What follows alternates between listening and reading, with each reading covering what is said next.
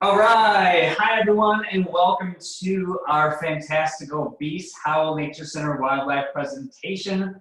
Thank you for joining us today. It is beautiful out, so hopefully you get a chance to go outside and have a nice day out there. Today, we are about to experience our Fantastical Beasts presentation. Again, thank you for joining us. And during our presentation, if you have any questions, we encourage you to put them in the Q&A and then use that comment in that chat section for comments in chat. My name is Ryan, and I'm your host today. And Nancy is our presentator person, but thank you again for joining us. And today, very exciting, the DNR donated 4 tickets to give away today for the Outdoor Adventure Center. So we're going to announce a winner at the very end of this. So if you would like to participate to possibly win 4 tickets, we're going to ask you to put the word nature in the chat section. So that would be your entry to possibly win 4 tickets for the Outdoor Adventure Center at the DNR. So if you would like to win that, please put the word nature in the chat section if you want to win, and we're going to draw names at the very end of our presentation. Okay? All right, well, I'm going to hand it over to Nancy to get us started. Hello, thank you for joining us today. Again, we are the Howell Nature Center. We are the largest wildlife rehabilitation center in the state of Michigan. We took in about 4,000 animals last year, releasing most to the wild, injured, orphaned, variety of species of animals. We also have a zoo here. These are permanently injured animals, all Michigan species. So that's very unusual. So you're not going to find tigers and we do have a cute little bobcat, but you're not going to find tigers and giraffes here. These are Michigan wildlife. So you're learning about the nature right around you. And Fantastical Beasts is a program that is geared to learning about your nature. Observe animals in your own yard.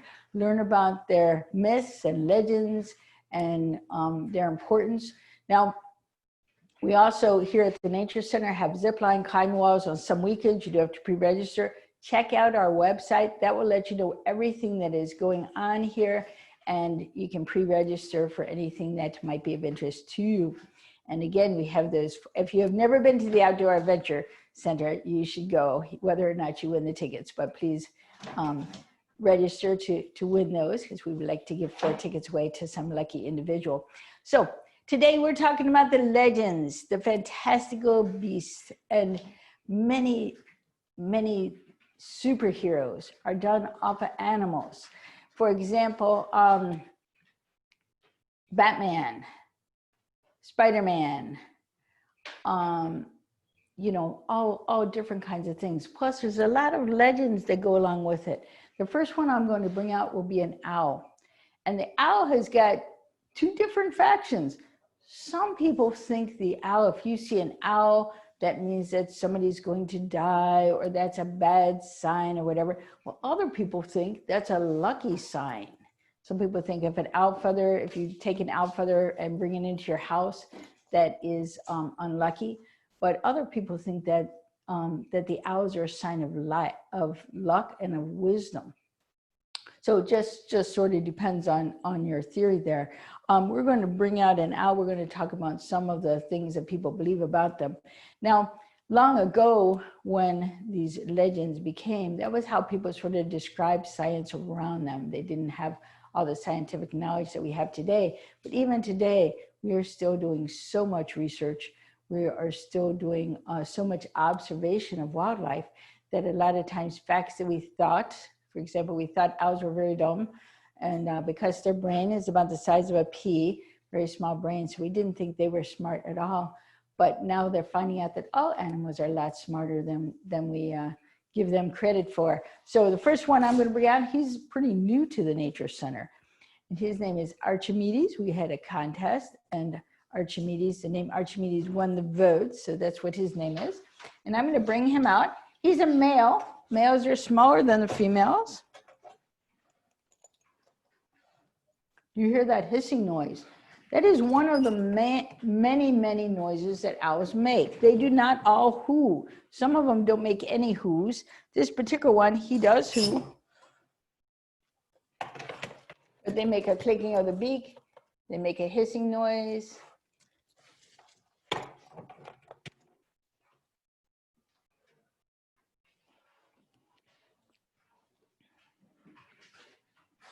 And this is Archimedes. Notice how well he will blend in.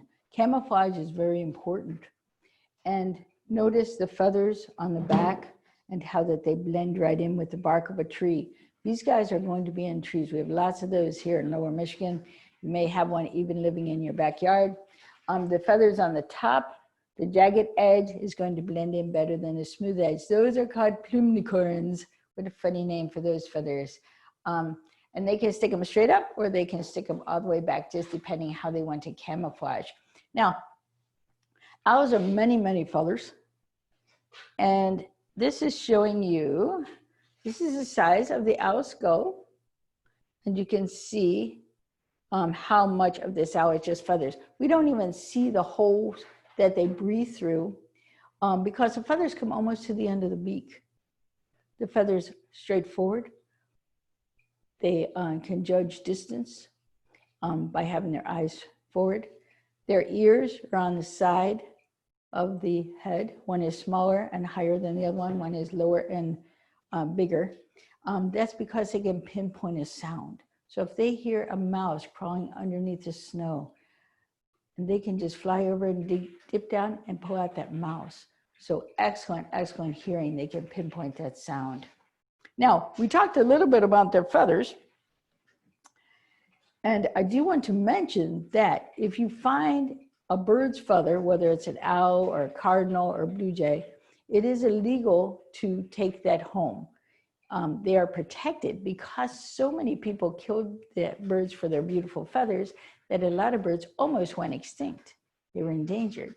So they made it illegal to hunt the bird. Any bird that it's illegal to hunt or to kill, it is also illegal to have any of their feathers, their nests, their eggs, anything that's with the owl. So if you find a feather, you can pick it up, you can look at it, and then just put it right back down. Now, you will notice with this owl, they're considered the wise old owl. As we said, his brain is very, very small. And I think they probably named him that because he sits very still in the tree.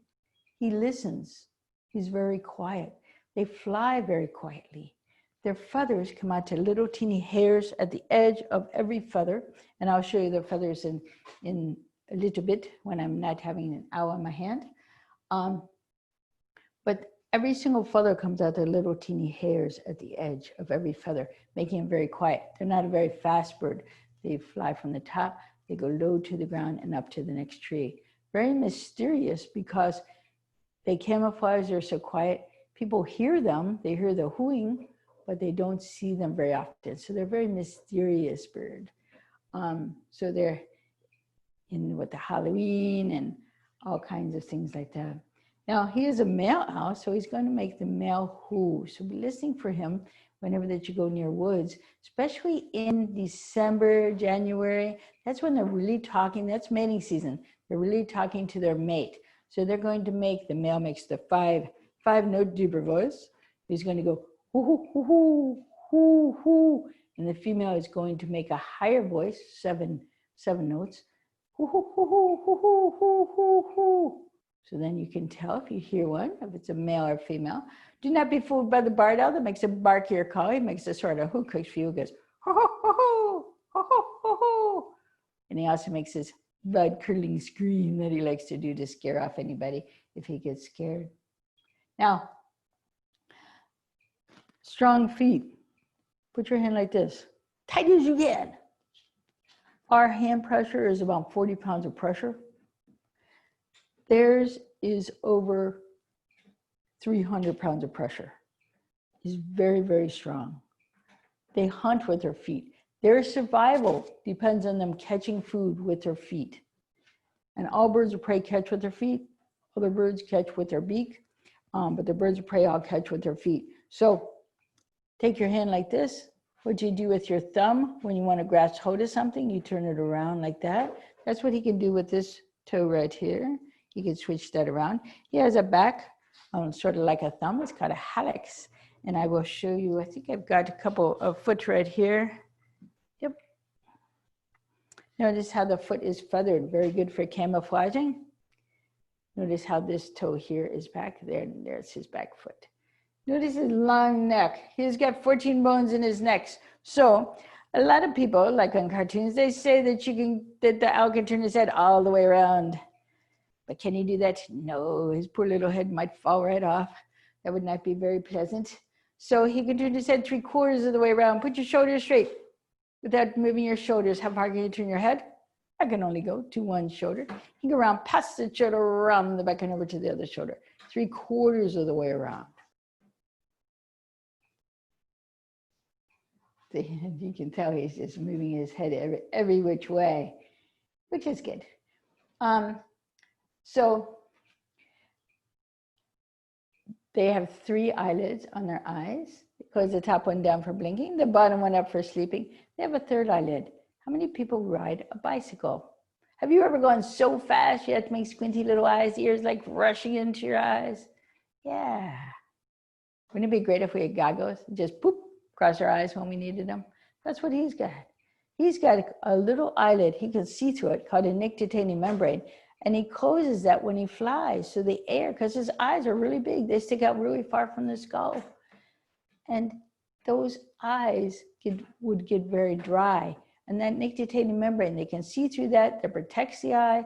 It keeps the eye nice and moist. It's a very important part of the eye. He closes all 6 eyelids separately. So he could close them together if he wanted, but he also can close them separately. So sometimes people think, oh, that owl is winking at me. Nope, he's just closing the one eye. So he's very, very good at that. Okay. Now, do we have any questions yet before I go on talking about this owl? Okay, this is Archimedes. The reason he is with us, as I say, all of the birds in our Wild Wonders area, that's our zoo area, all of them have permanent injuries. Archimedes, he cannot fly. So he had a broken wing. They don't know how old he is because when he came in, he was already an adult. And this wing here, he cannot extend that wing all the way out. He can only keep it up close, so he's not able to fly. Could he catch all of his food without being able to fly? Can you imagine if you had to go out and catch, I don't know if any of you all have a pet hamster or pet gerbil, and if they've ever gotten out, you know, even if it's just trapped in your room, it's very hard to catch them. They're very fast. Can you imagine if you had to go find and catch 5 mice a day, or gerbils, or whatever that they're catching, voles, whatever they're catching out in the wild. He also is one of the only predators of the skunk. He also eats possums, so sort of like possum size on down to mouse size is what he can get. You can tell what something eats by the size of their feet. The big feet is going, it's like those grab machines. Anybody put their quarters in those grab machines? Before you put your quarter, watch, because some of those machines, there'll be an animal in there, a stuffed animal that's a little bit too big for that claw, or something that's a little bit too small and it's going to fall at the side. That's how their feet work. They can't go like this like we can. They can only go all together. So so he can't eat insects. The insects would go out the side when he tried to grab them. Underneath the feet, very bumpy surface. That's good for holding on to things. All right, are you ready to go in? Yes. All right, I'm going to put Archimedes back.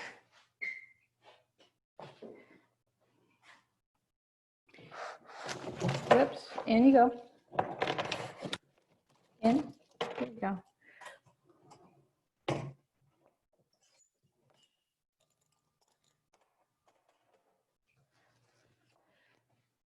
They're a very strong bird, very majestic bird. If you live near woods, be listening for them, especially at night. They're very hard to see. Sometimes you might happen to see one flying across, but you're going to hear them. They're nocturnal. They're going to be coming out at night. And that again is a great horned owl. Now, let me just give a little thing with them. We talked about this is the size of the eye. It takes up most of the skull.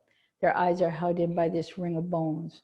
So their eye actually protrudes out. Now, if I blew up this little skull to my size of my head, lo and behold, my eyes would be like this. They would stick out really far from the skull,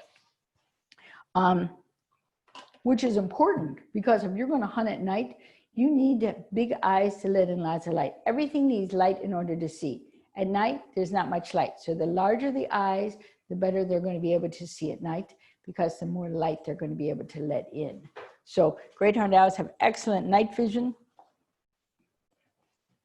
And we are going to, do we have any questions at all for Art? If you have any questions, fill in the questions section. Mr. Grant will be happy to let me know. Okay, before I leave the owls, I do want to talk, we talked a little bit about their feathers and their silent flight. And that's another reason why people think owls are spooky in the legends. There's so many legends where that they're spooky and all of this because of the silent feathers. And you can tell when they flap their wings, it's just silent. Every single feather comes out to little, I don't know if you can see that. Every single feather comes out to little teeny hairs. And that makes them silent. Now, do you think when they're flying or when they're on the branch or whatever, do you think sometimes that happens? Yeah. Are they going to be able to fly if that happens a lot? No. They have like this little zipper, and the zipper just zips it right together. This works a little bit better. Of course, if you have a beak and a little bit owl spit, if you have a pet bird, you will notice that they will be doing this to their feathers.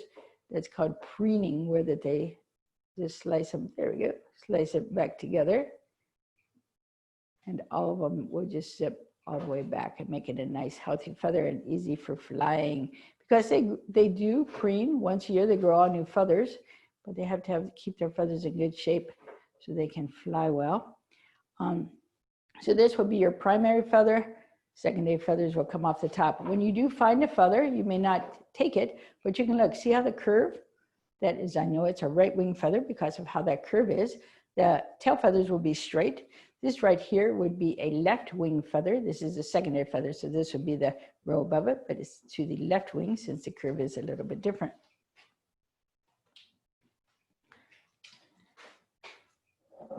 Okay, the next one I'm going to bring out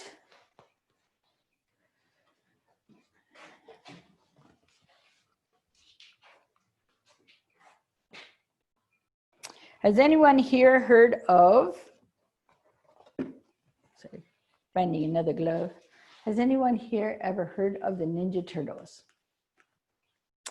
That was sort of a unique thing because what they did is they invented the little dolls, and the dolls weren't selling. So then they invented the cartoon so that they would get really popular, and then that would sell the dolls, which they made a lot of money off of that. Well, I'm going to bring out to my friend the turtle, and we're going to talk about some of the legends with turtles. Turtles are really neat animals.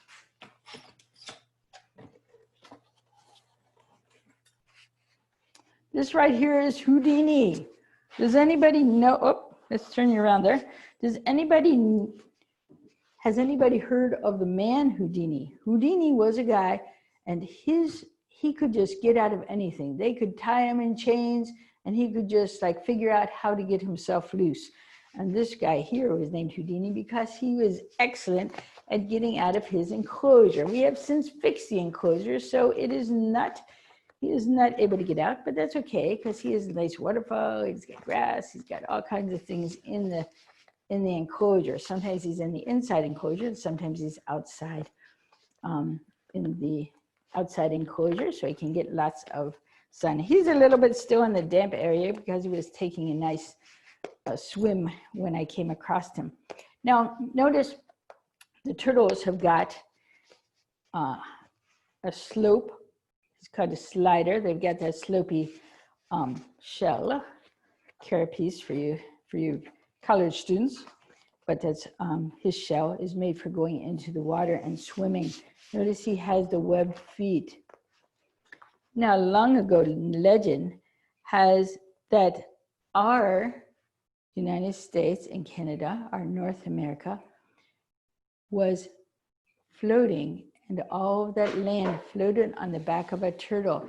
And if you look at the map and sort of really use your imagination, you can see how it might look like a turtle, especially for people that really, they didn't have aerial maps where they could go up into space and on planes and stuff to see exactly how it looked.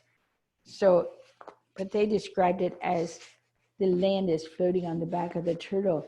And when they do their their stories of creation, what they will do is they have somebody went down into the mud and they kept putting mud on top of this turtle, this giant turtle.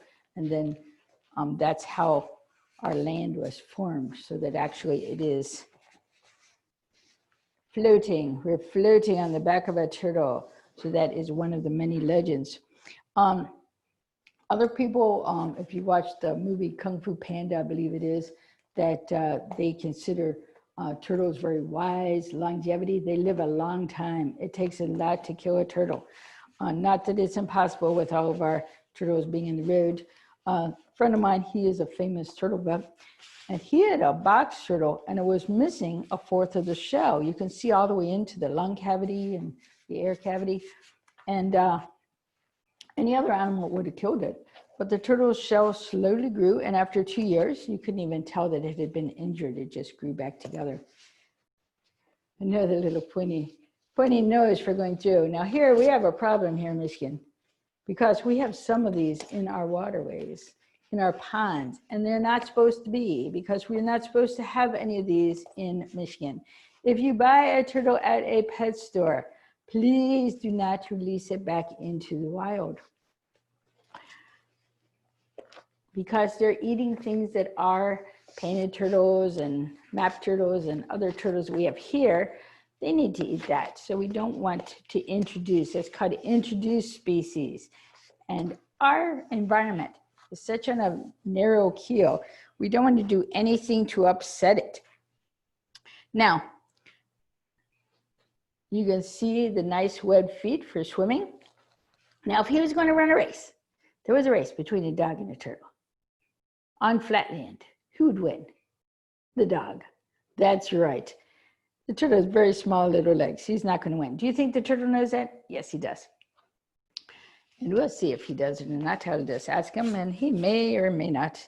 Either way, I'm guessing not, as his little legs are going. But what he can do is he can put his whole leg into his shell, and his tail as well can just go right into the shell. And the shell protects him. It protects the turtle. If he is close to the water, he can swim faster than the dog can. So he would just zoom into the water and swim away.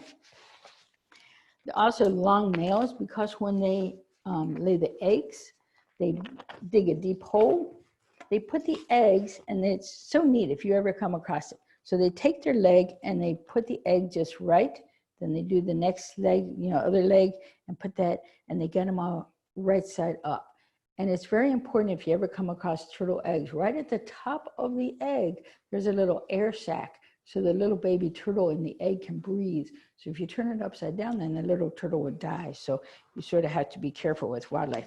All wildlife, it's best to observe it and to look at it without actually touching it, because you never know, what you could be doing to injure it just by touching it. We have a lot of oils and things on our skin. But then the ninja turtles, where that they're very strong. You got these strong little guys across. So that's another of the many legends around turtles. And turtles are just like such fascinating animals, because they can go on the land, they can swim in the water, they can stay underneath the water for a long time, just keeping that air sac going. So that's just amazing animals. Now, I'm going to put you like this. How's that? Has anybody ever seen a turtle cross the road? If you have a pond over here and the turtle is going this way, you never want to take it back where the pond is because it actually is going somewhere and then it has to cross the road again. A lot of times what I do when I'm in my car, and you can ask your parents to do this, I just stop. If it's safe to stop, some roads it's not safe to stop on. I just stop and wait and then let the turtle go on its own itself. You never want to pick up the turtle by the tail because even those snapping turtles with those long tails, their spine is right here. And if you pick up the turtle by the tail, you could disconnect the tail from the spine and that could hurt the turtle. Does anybody touch your spine? Now your spine does something besides just hold up your back. It sends signals from your brain to all the parts of your body. So it sends a signal to tell your foot, and so everybody wiggle your foot. So when you wiggle your foot, your brain has instantly told you what muscles to move, so your foot wiggled. And so can anything go without their shell? Nope. So can the Ninja Turtles, can they, I think over the hedge where they have that turtle is always hopping out of his shell and running around and stuff without his shell. Can that really happen? No, because the backbone is right here. You can see this little ridge and the backbone is in the shell. So the turtles, their shells are like their bones and they grow as the turtle grows, but they are connected to the turtle. So the turtle cannot just hop out willy-nilly whenever he feels like it. Okay, we're going to put, again, he's a red-eared slider. His name is Houdini, and we're going to put Houdini back in his carrier. We have lots of, if you have ponds around you, watch, there's lots of different kinds of turtles there, especially on a nice sunny day. You'll see them on the log sunning themselves. It's way cool to see, and to see how many different kinds of turtles you can see. Did you want to do the reminder? And Nancy, that was one question we had. What kind of turtle was Houdini? He is a red-eared slider. Red-eared slider. And as I say, and it's important also when you're buying anything from a pet store, just ask the pet store, where they got it. Because when I was little, everybody had a little green turtle. We all have this little plastic aquarium. And now that particular type of turtle is endangered because so many people had it as pets. When I bought it from the pet store, I didn't know that somebody was taking it from the wild and selling it to the pet store. I thought it was being bred, like parrots are or whatever, to go. But so anyway, so you sort of have to watch a little bit and never take anything from the wild and make it into a pet. That's always important as well. Okay, has everybody been? Well, another question? I had a question. Will my turtles get that big? It depends on what kind of turtles you have and what kind of enclosure you have. So that little teeny green turtle I talked to you about that most people had it when it was this big, there was one guy and his turtle got so big he could no longer take care of it. I don't know how old it was, but it was like about this huge, and he donated it to the Belle Isle Aquarium down there. So, they do get, some turtles get very large, other turtles do not. It just depends on the type of turtle you have. It's painted in a 70-gallon. Painted in a 70-gallon? Painted turtles are not as big a turtles as some turtles. I would say it's probably going to get like this big. That's my guess. But turtles live a long time, so could get a little bit larger, but that's my guess. Cool. Awesome. Hey, everyone. If you haven't heard this yet, again, if you would like to enter to win 4 tickets to the Outdoor Adventure Center from the DNR, all you have to do is put the word nature in the comment chat section.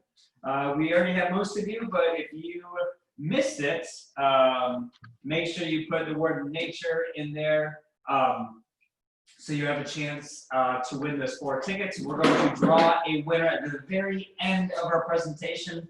So stay there, tune in to the very end so you can hopefully get a chance to win those 4 tickets. Okay, and the next animal I'm going to bring out is a hawk. There's many legends about the hawk, and we'll go over a few of those legends and things. And some things are observations that are true and some things that are not, just sort of depending. Also, long ago, people didn't write things down in books.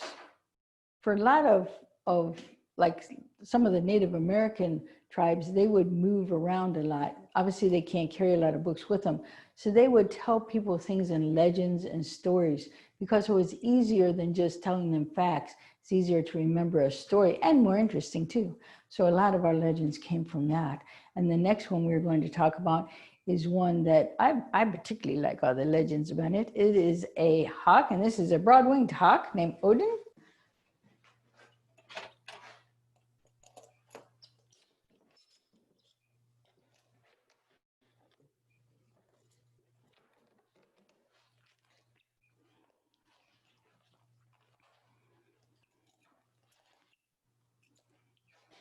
Okay, this right here is Odin. As I said, all of our animals here are permanently injured. Houdini, somebody had him as a pet for many, many years. Then they were going to release him in the wild. Their neighbor found out and said, hey, that's not going to be good for the environment. And we were able to bring it here just to educate people. And that's our big thing that we do here at the Nature Center, trying to bring people in contact with nature, trying to get you to pry you away from the TV and those video games and to go outside in your yard and just observe. I mean, squirrels, there is nothing funnier than watching the squirrels, you know, or any type of animals, whether it's a bug or a dragonfly or anything at all that you might find right in your yard. You don't have to go far to observe nature. And even the plants are very, very interesting. And this guy right here, you can see his injury. So I'm going to give you a hint. Look at his head. Look at this side. Yes. And then look at this side over here. You can see he's missing an eye. Hawks hunt by eyesight. And you hear the expression hawk eye. That means somebody who has very good eyesight. And that's where they get it from, because the hawk has such excellent eyesight. Eyes on the front, he who hunts, good for judging distance. And they can see so far, they can see a pea at the other end of a football field. I have trouble seeing the players at the other end of the field. They can see the little pea. They can see in color. They can see in fine detail. They can switch their distance judging immediately. Put your hand in front of your face. Okay, and then you can look at so that you can see beyond it, see your TV screen or your computer screen, whatever you're looking at. You can see, but you can also see your hand. When you focus on your hand, you will notice that the computer screen is out of focus. When you focus on the computer screen, you notice your hand is out of focus. The further away you are from that screen, the longer it takes you, just a second or two, but the longer it takes you to change your focus. Hawks can change it automatically. They are very, very quick with it. That's one of the things with the hawks. What I like the best about hawks is because they are known for high flying. They take divine messages from the divine down to people. So, for example, I'll just tell you this one little story. A friend of mine was deciding whether or not to quit smoking, and he believed in the legend of the hawk. And when he was going down, he was looking at the ground, he went down this path, then he turned around and came back, and there was a hawk's feather, and it went like this across the path. Then he knew he was on the wrong path. He needed to change his path. So he gave up smoking because he realized that it was a message from the hawk that to give up smoking. So if the hawk, many people believe if the hawk is going this way, you're in the car and the hawk is going with you, you're on a good path. So think about whatever you're thinking about that at that time, and you're on a good path. If the hawk is coming across you, well, you may need to change. Maybe that you're really angry, thinking about being really angry at something, and the hawk comes across and you go, oh, let's drop that thought and think of a more positive thought. So that's just some of the legend of the hawk. Now you notice this is a broad-winged hawk. They're known for their migrations. And look at his stomach. He blends in very well with the sky. So when you look at him up in the sky, he's going to blend right in. Camouflaging is so important. Now, when hawks fly, they change positions. Geese do that too. So when you look at the geese in the sky, you can see like the head geese, they switch it so a different one's in head, because whoever is the head bird, he's got to fight against that wind, really fly against that wind. The people behind him, the birds behind him, they are going to, you know, the wind is already broken, so it's a little easier flying. So what they do is they change position. And hawks, they'll have so many in the flight pattern. One day I was in Erie State Park, and they do migrate down through there. Hey, what's the matter? There we go. They do migrate down through there in September when the big migration starts. One day they had 214,000 in a kettle of hawks.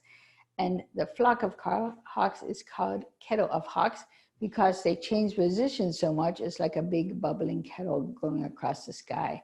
It's just amazing. It's amazing that they can count and be so accurate with their count when there's that many. They said the whole sky was just dark with the hawks coming over.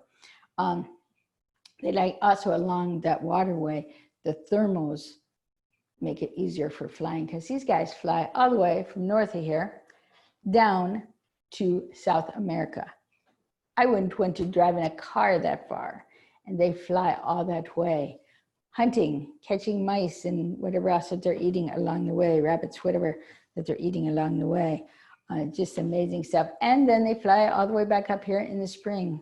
So notice the curved beak for pulling apart the meat. They do not have feathers on their legs for camouflaging, but that's okay. They are daytime birds. 3 toes forward, 1 back, not like the owls where they have just 2 and 2.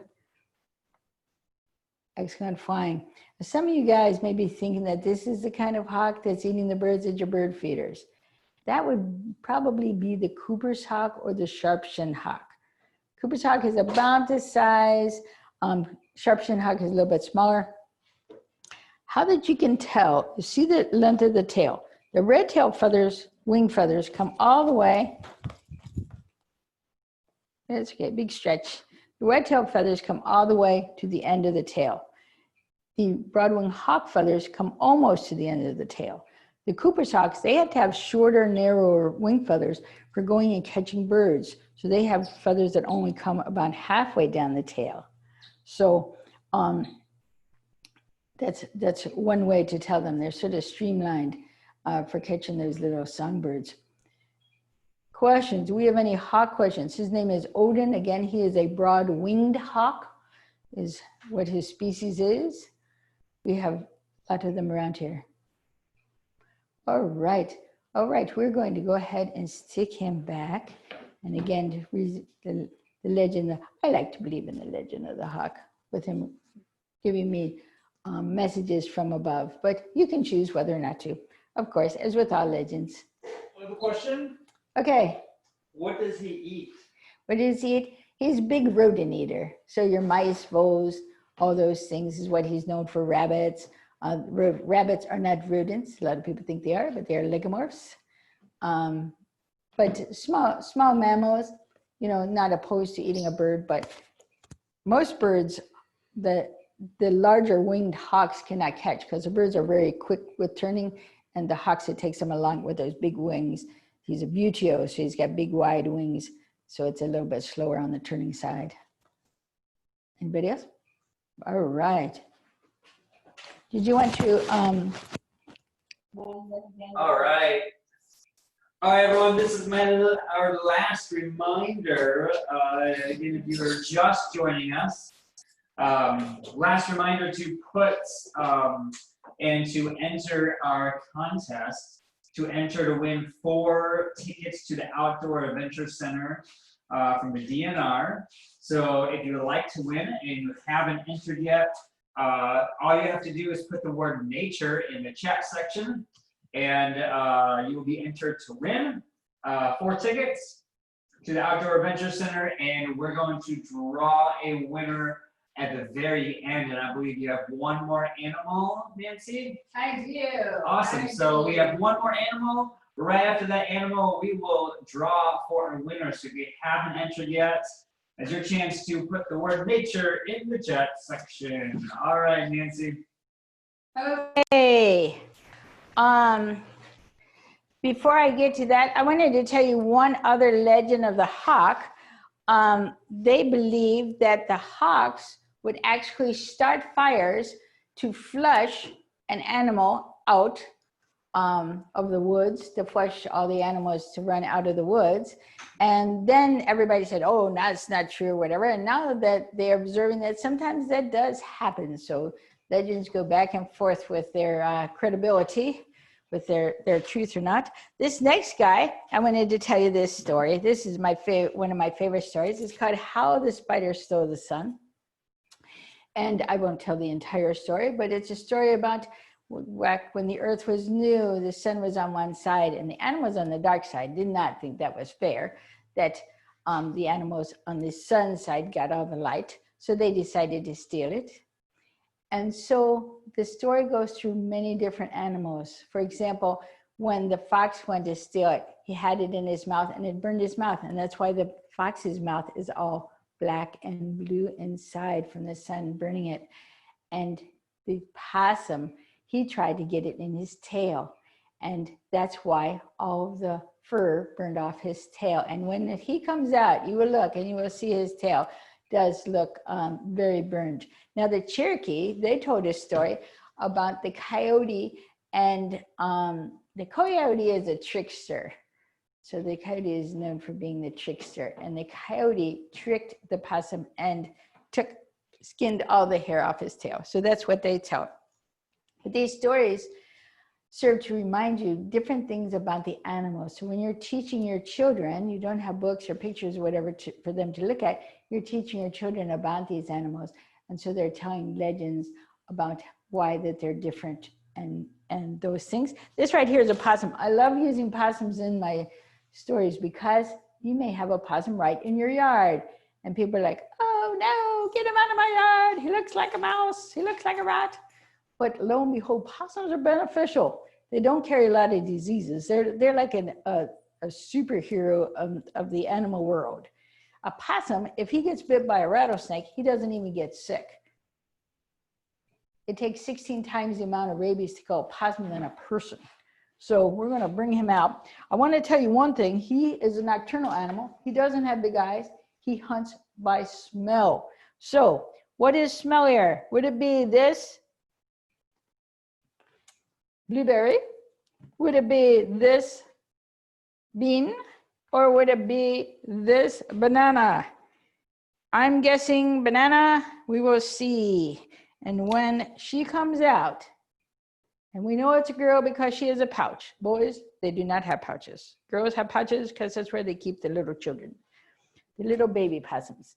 And she loves this game. And we're going to see. And watch her nose when she comes out. Can you see the table?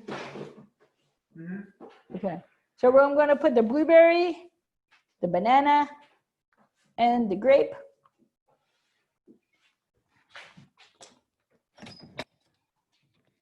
And hopefully she looks like she's in the lineup position for coming out. You can see her nose as she starts to come out. See her nose is wiggling. Here she comes, 5 toes on the front. She's got like a thumb on the back foot. Very good for climbing and for holding on to things. Ah, I was right. It's the banana is the smelliest one.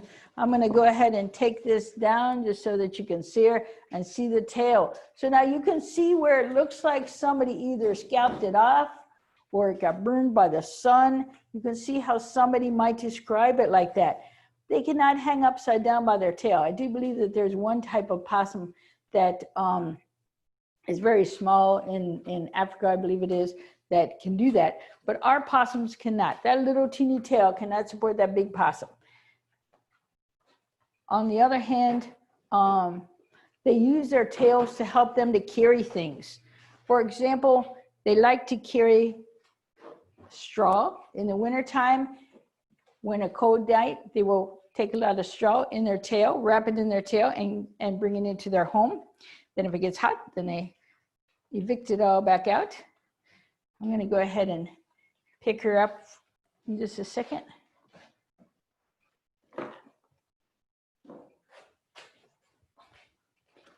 Had to glove up.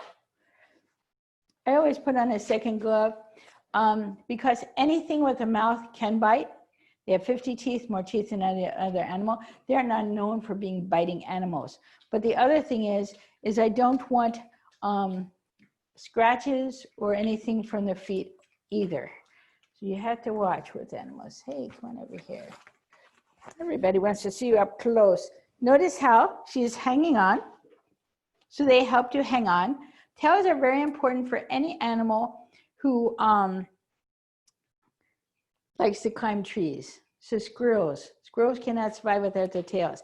It helps them to balance when they're on the tree. Possums love to climb trees. Possums are not picky eaters. They eat anything. They can eat. I just read National Wildlife just put out an article that said they eat 5,000 ticks a night they could eat. That would be scary if you had 5,000 ticks in your yard. So I don't know where the possum was that ate that many, but they do eat many ticks, and we would rather not have ticks. They don't carry a lot of diseases. The only thing is they do have something in their urine that if the possum was infected with that, could make a horse sick if he went to the bathroom on horse's hay or something the horse was eating. So, but other than that, they're very beneficial. If you have trouble with possum getting into your trash, bungee cords, keep the lid shut. You can outsmart a possum. Possums are not known for being smart. That is the legend, that they're a very dumb animal. And they do, all animals are a lot smarter than they gave them credit for.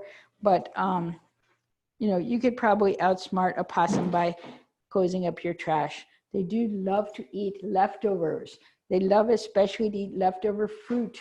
So right when the banana is getting all black and squishy, that's when they like it the best because it's the sweetest. And they don't mind if it's a little mushy.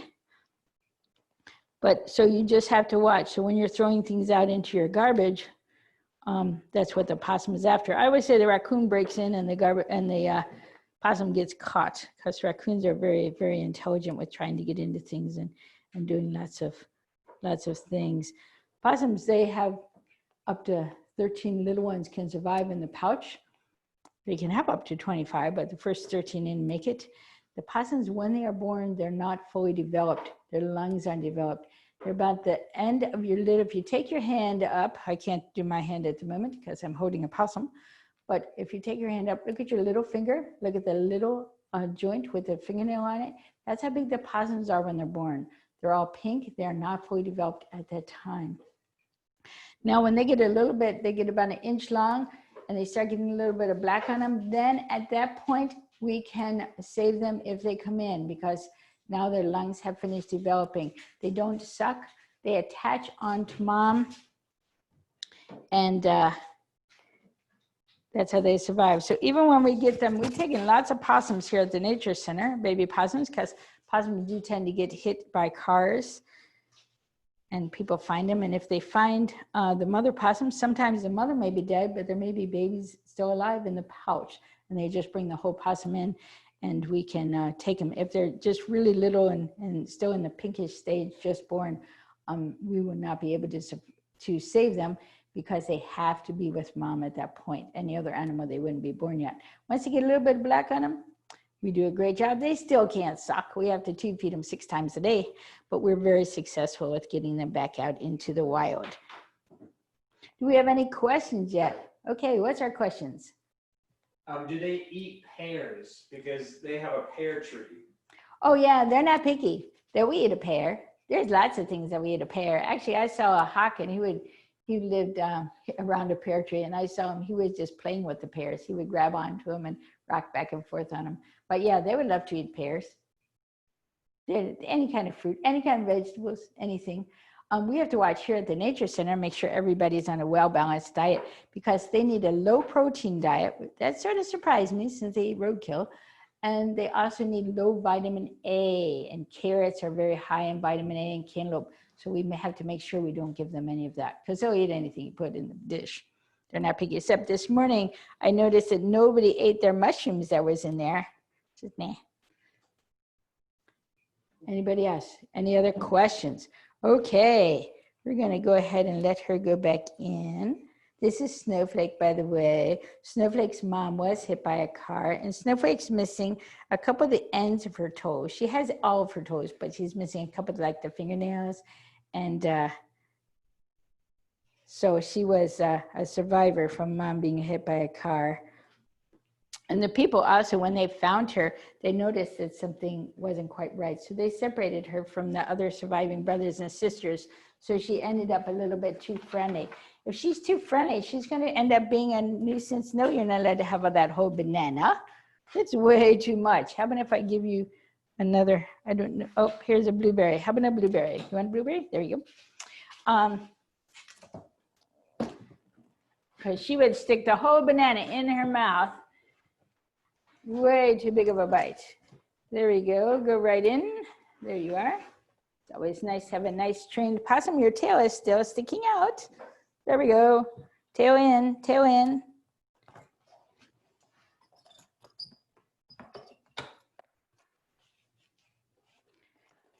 There we go.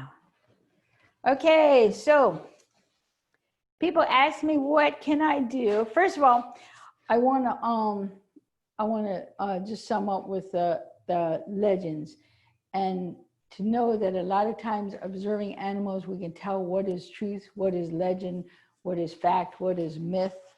You know, the owls with the wise old owl, and the, you know, that they can turn their head all the way around and things like that. And all the many stories on possums, because things, especially things that come out at night, we don't get to observe as well.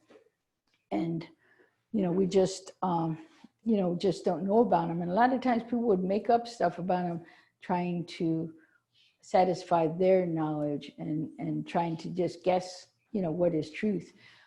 You can look at the animals right in your yard, whether it's turtles and things, and observe them, and you can see the truth yourself and how they act and everything that they survive. Even possums. One thing that happened here at the Nature Center that I thought was very interesting about the possum, because I basically just, you know, possums were possums, but we had a mother possum, and she had little babies in a pouch, and the babies were big enough they could climb in and out of the pouch. And she would take her paw and she'd put it in the water dish. And the first time I'm like, oh my goodness, the water dish is too close. She's got her paw in it. So I moved the water dish. The possum moved, so her paw was in there.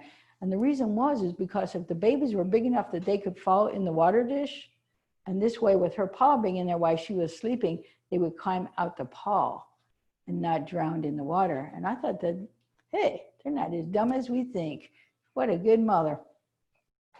Anybody questions? Oh, we have to do we have to pick. Mm-hmm. Okay, ready? I'm ready. And right. The lucky winner. We're going to read. Nancy can read my handwriting. Hopefully. Hopefully. Here's my lucky contestants. Hang on, before you do that. Do you have a drum roll?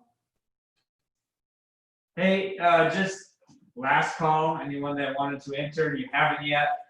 Put the word nature in the chat section if you haven't entered yet for our contest.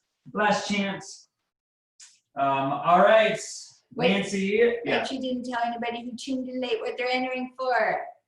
Yeah, so this is a drawing for 4 tickets to the Outdoor Adventure Center, the DNR. 4 tickets. All you have to do is put the word nature in the chat section to enter. And this is your last chance. I give you 5, 4, 3, 2, 1. All right. Nancy, tell us who the winner is. Okay, the winner is Jasmine. All right. Woo! Good job, Jasmine. And what you will need to do is you will need to contact the Redford Library and tell them we're going to submit your name to them. And then if it's, you can contact them, and then they can arrange to get those tickets to you, whether that you pick them up at the library or whether that they, I don't remember off the top of my head if they're open to public yet, or whether that they're mailing them to you. But give your information to them at the Redford Library, at the Youth Center, Youth Department. And Jasmine, congratulations. Have fun.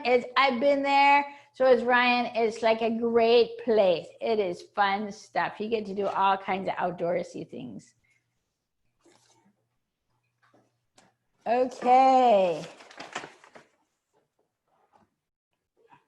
And remember, go out in your yard. Fantastic beasts. You have fantastic beasts living right in your yard. You might even have some fantastic beasts living in your house. Dogs and cats. I love to observe my cats. They're just so much fun, you know, and you can just learn so much about different species and different wildlife and their body language and, you know, exactly how they live their life and what they eat and all kinds of fun things there. Okay, thank you much for coming over to the Nature Center. Great things. Do we have any questions? Okay, we're good. All right, thank you.